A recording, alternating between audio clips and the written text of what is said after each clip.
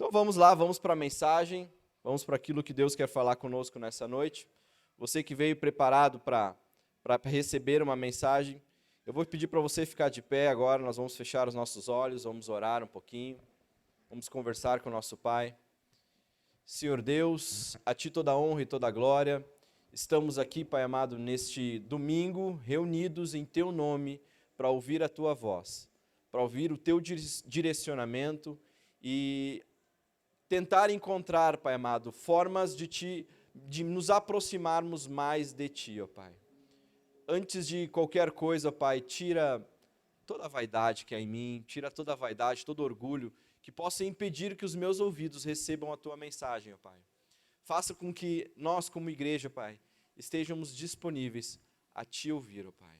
Espírito Santo, tenha liberdade nessa noite. Amém? Amém? Então, o tema da mensagem de hoje é a primeira tentação. Você que tem a sua Bíblia, abra comigo lá em Mateus, capítulo 3, versículo 11. Mateus, capítulo 3, versículo 11. Deixa eu pegar e abrir aqui na minha Bíblia também, bem rapidinho. Mateus, capítulo 3, versículo 11. Que diz o seguinte: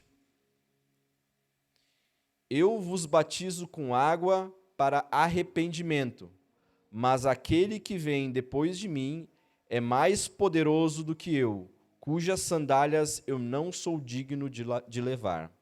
Ele vos batizará com o Espírito Santo e com fogo.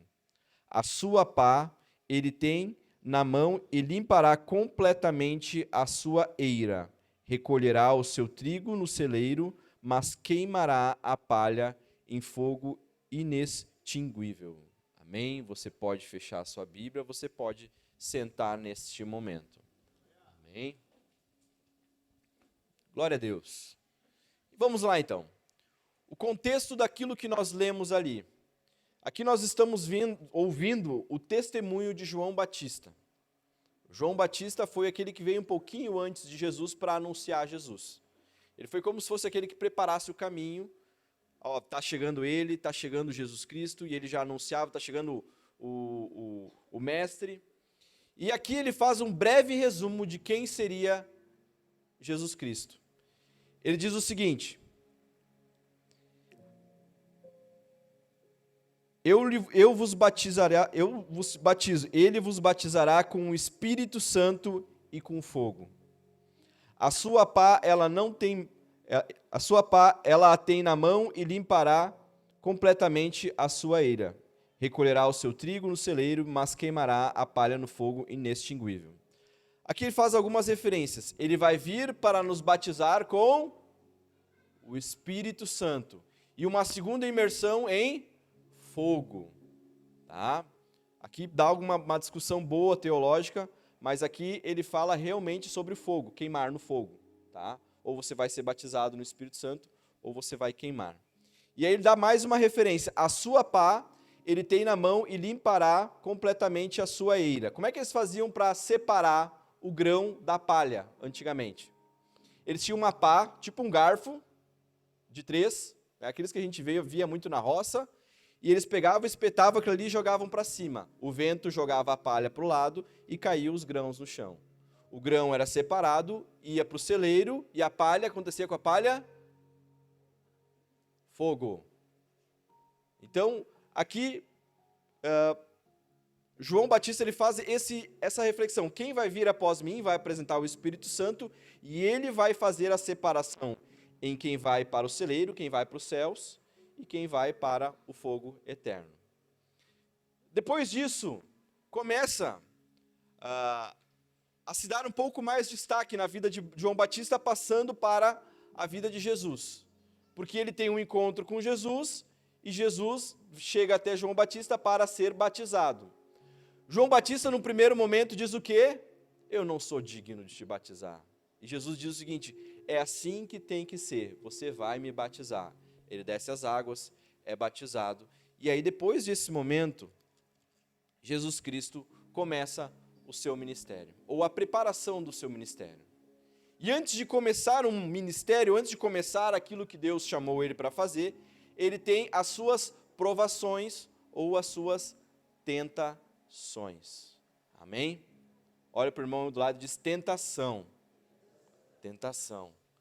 Jesus ele começa pelo processo de tentação. E aí nós temos aqui, em Mateus capítulo 4, versículo 1, onde vai falar um pouquinho sobre as tentações que Jesus passou. Amém? Todo mundo conseguindo acompanhar? Amém. Mateus capítulo 4, versículo 1.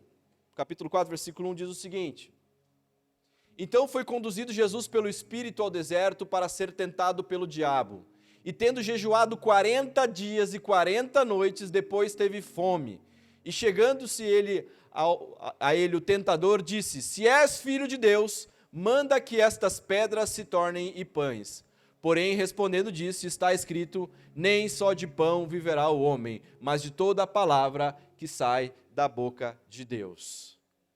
40 dias, Jesus ele se batiza, ele tem esse contato com o João Batista, ele é batizado, ele vai levado pelo deserto, pelo Espírito, ele jejua por 40 dias e 40 noites, o diabo, o inimigo, aparenta sobre ele e diz o seguinte: se és filho de Deus, transforme essas pedras em pães.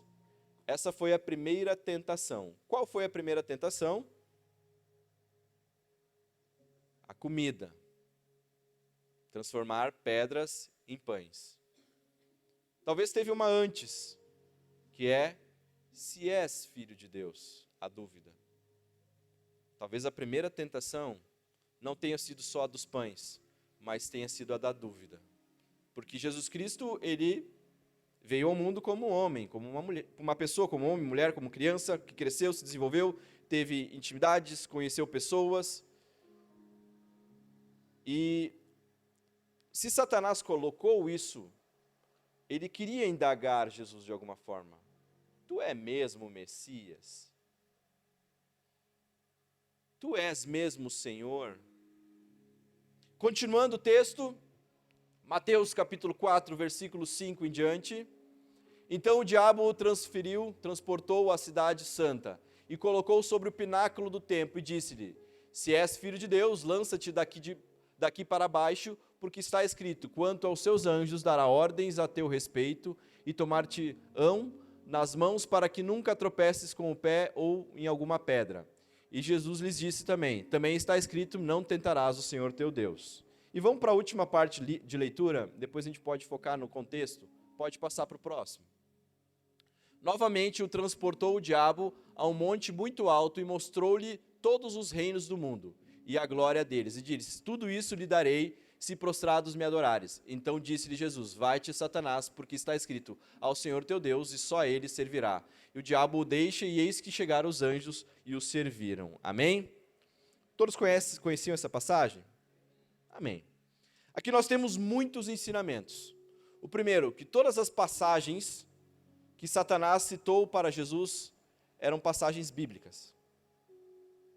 Ou seja, Satanás conhece a palavra muito melhor do que eu e você. Sabe que quando a gente vê os nossos filhos tentando nos enganar, às vezes as crianças elas vêm contando umas historinhas para nós, foi isso que aconteceu, pai. Aí a gente olha assim, dessa escola eu sou professor, né? A gente olha, nossa, vai querer me enganar nessa forma? Porque a gente já conhece.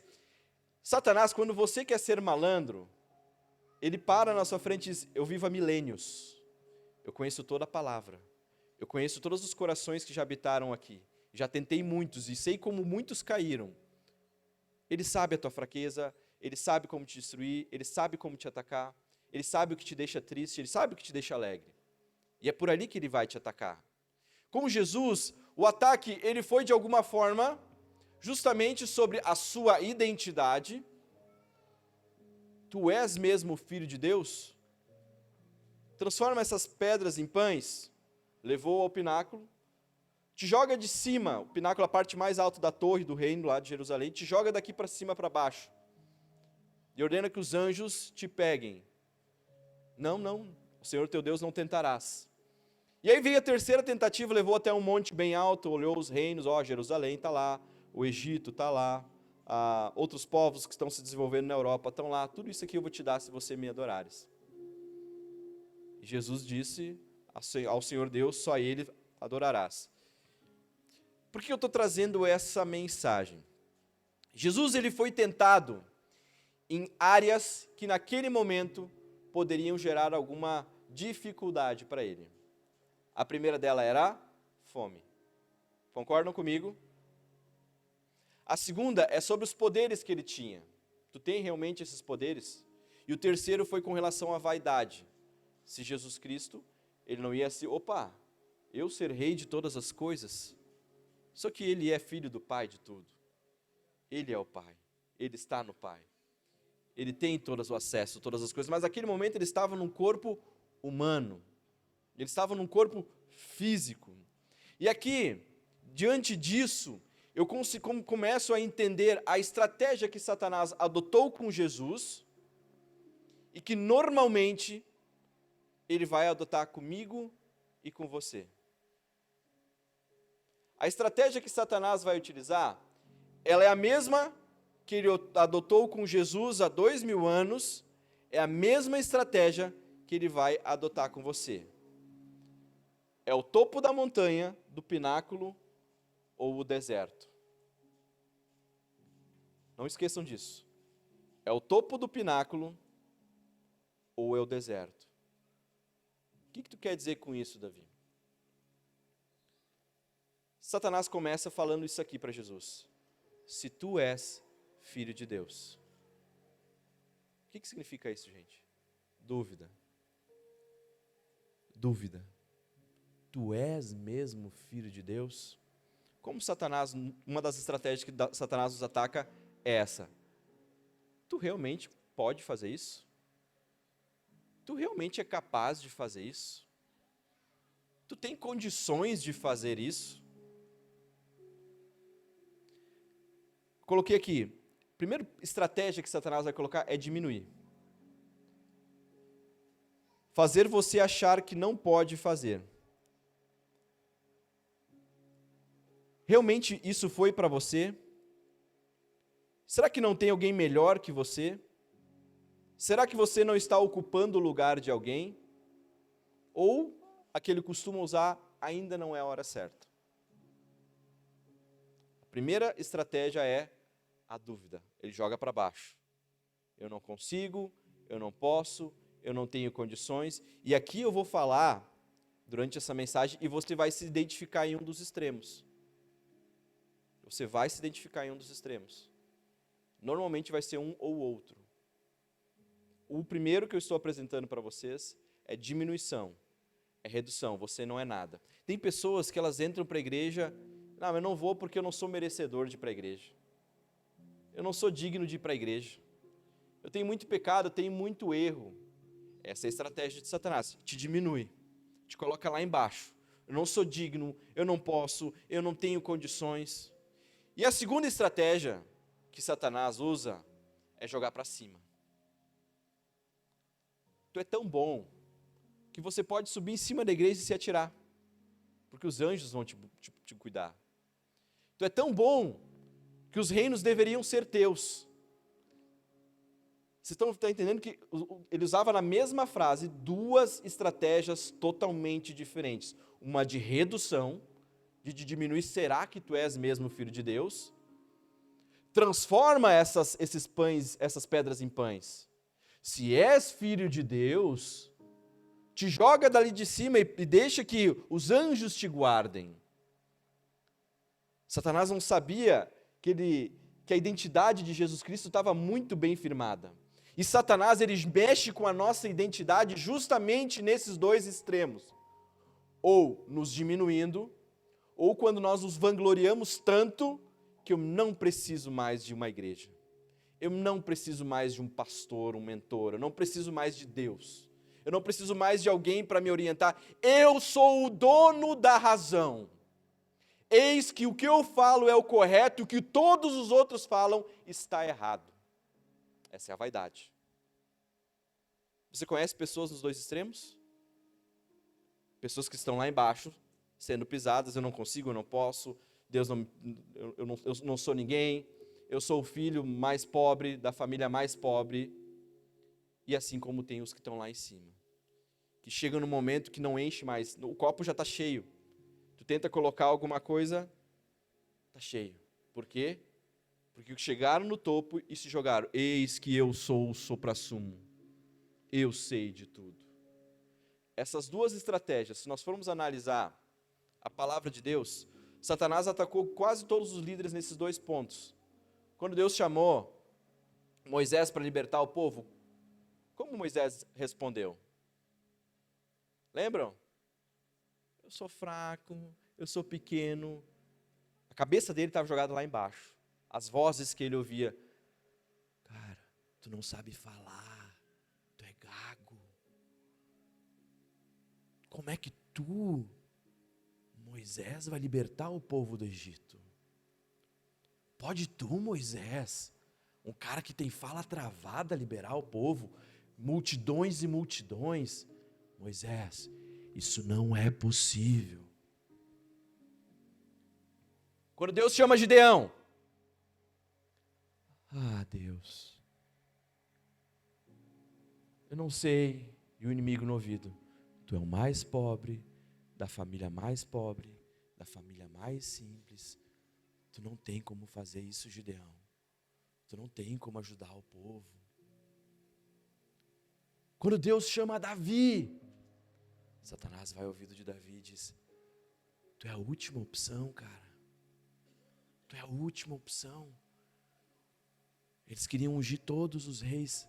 O profeta, ele estava revoltado porque achou que Deus estava brincando. Cara, tu é de uma criação, tu é afastado, tu é pastor, tu não é guerreiro. Lá embaixo. Da mesma forma, a queda dos homens aconteceu quando? Quando subiu demais. O mesmo Davi que estava lá embaixo, ele criou uma identidade com Cristo. Ele formou a sua identidade com Cristo, com Deus. Ele moldou a sua identidade, mas em algum momento, ele começou a se distanciar da sua identidade.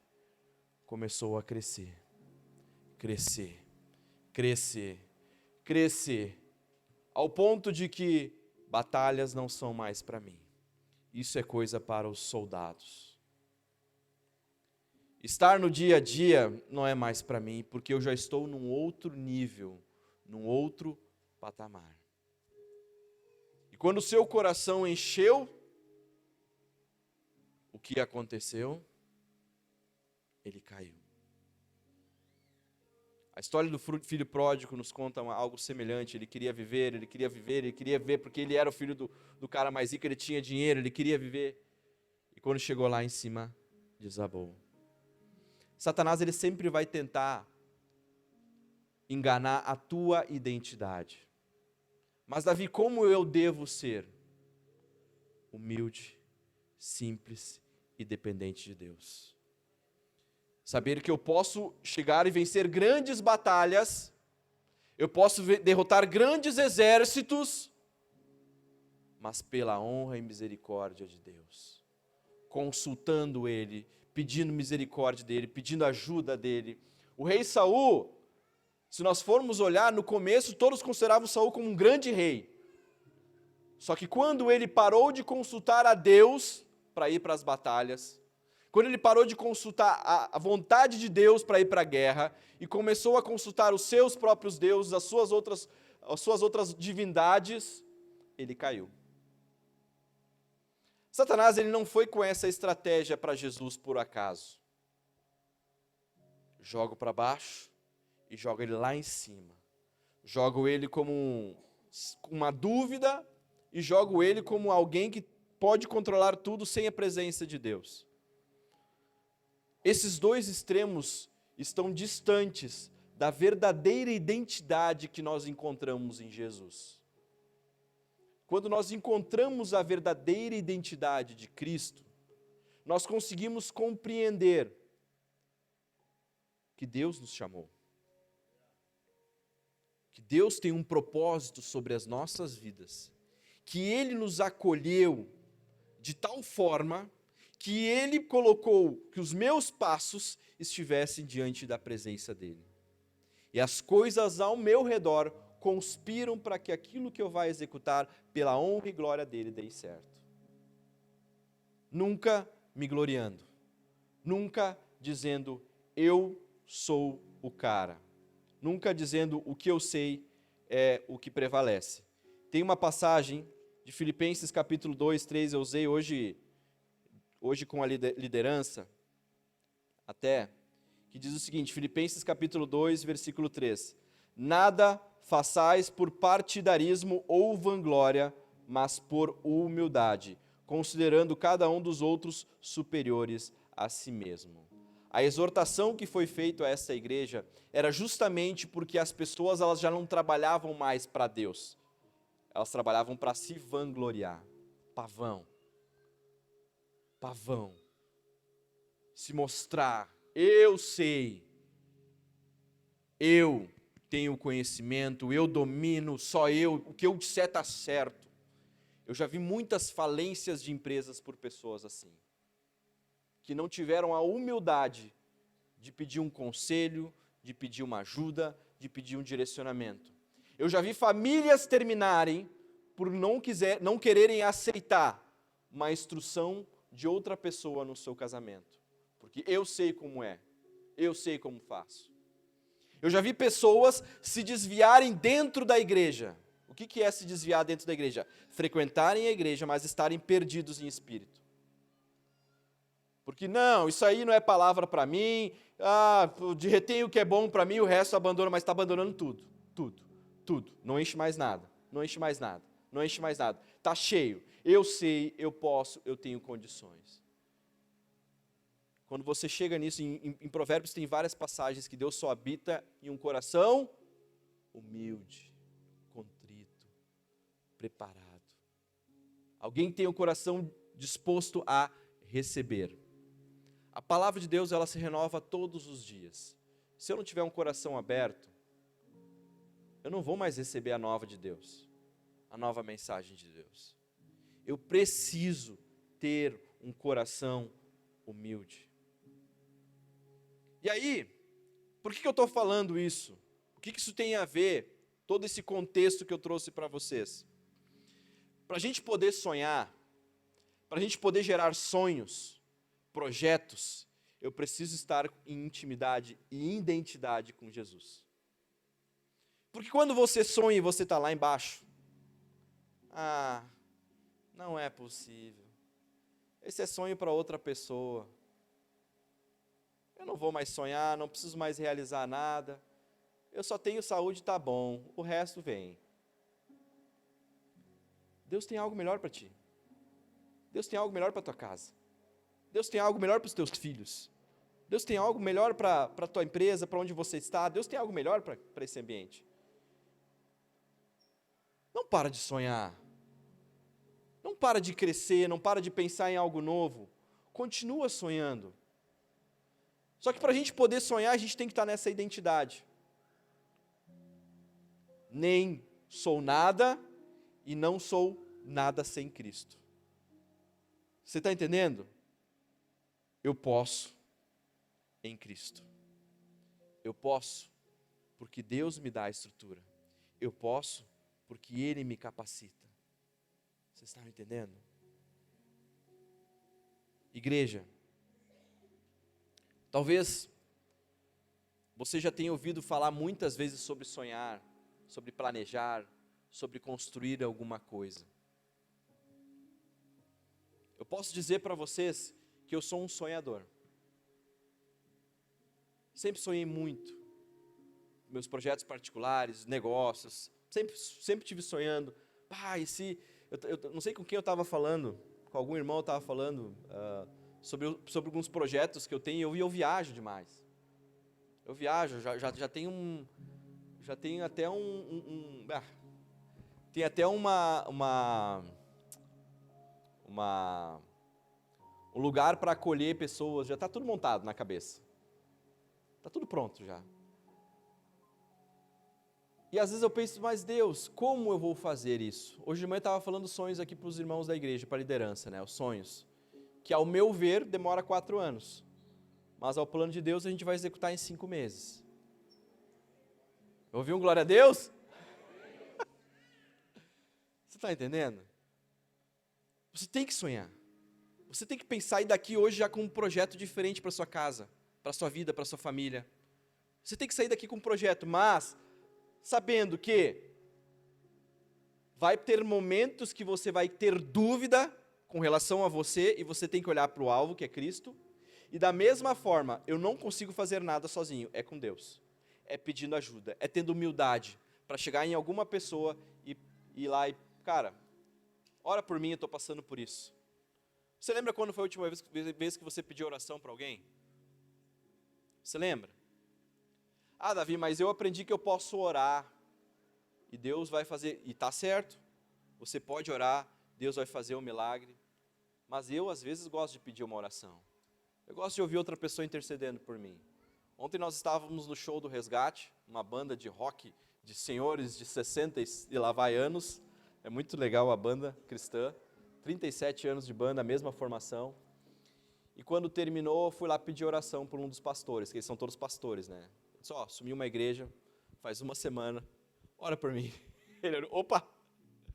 Ele orou por mim, e daí ele disse, cara, quando tu achar que tiver tudo ruim, pode ficar pior, não te preocupa. Daí eu disse, tá falando sério? Daí ele disse, sim, mas é tranquilo, não desiste. No final vale a pena. Daí eu disse, tá bom, obrigado pelas palavras que me confortaram muito. São bem arriados, né? Mas é sobre isso. Você tem humildade para pedir ajuda? Esse é para saber se tu não está lá em cima demais, é saber se você está levando tudo sozinho. Tudo sozinho. Quando foi a última vez que você pediu ajuda? Eu vou contar um segredo para vocês, eu peço muita ajuda. Muito. Bastante. No meio corporativo, no meio de negócio, eu peço muita ajuda. Não sei como fazer isso. Fulano, como é que eu faço isso? Assim. Obrigado. Fulano, tem como me ajudar nisso? Tem. Está aqui, vou te ajudar a te dar o caminho. Espiritualmente, também funciona assim. Pastor, ora por mim? Sim, vou orar por ti, vou colocar a mão sobre a sua cabeça. Vou orar contigo nesse momento. Igreja, ora por mim? Vamos orar por você. Depois a gente vai ter um momento aqui. Quando você entendeu que você não precisa mais de oração, que você não precisa mais de ajuda, é porque você entendeu que o seu braço é mais forte que o de Deus. E aí a gente começa a cair. Todo mundo entendeu os dois extremos? Ficou claro, bem claro, igreja? Você conseguiu identificar para qual extremo Satanás tem te puxado mais? Se é para o da vaidade absoluta ou do pessimismo completo? Cada um com base naquilo que foi criado, naquilo que se desenvolveu até aqui. Satanás vai usar de ferramentas para te puxar para baixo ou para fazer você ser independente de Deus. Amém? Aprenda a dominar isso. Eu sei qual é o meu lado que puxa mais. Eu sei, eu tenho bem claro isso para mim. Quando começa com os pensamentos, Davi, volta, tu é filho de Jesus Cristo, tu merece o melhor dessa terra, volta, Davi, para com esses pensamentos. Tu é filho de Deus, Ele te chamou pelo nome, Ele tem um propósito sobre a tua vida, não abandona isso. Eu faço isso constantemente. Porque às vezes aqui não funciona direito. Às vezes aqui maquina para nos destruir. Ou é só comigo que isso acontece? Ufa, fico mais tranquilo. Eu não sou o único louquinho perdido aqui. Volta e meia, a nossos próprios pensamentos, com o sopro do inimigo, nos colocam para baixo.